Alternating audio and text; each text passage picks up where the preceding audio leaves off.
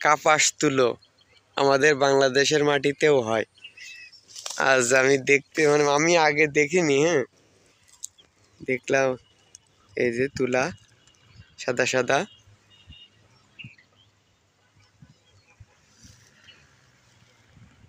তুলা গাছে হয়। হ্যাঁ, আর আমাদের ওখানে পাকড়া পাকড়া হয় না, পাকড়া, হ্যাঁ ওটা কি তুলো কয়, ওই যে বড় বড় হয়, শিমুল তুলো, হয় শিমুল তুলো।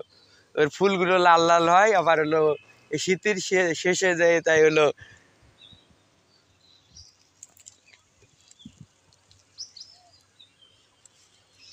কি বেশি হয় না এইরকমই হয়।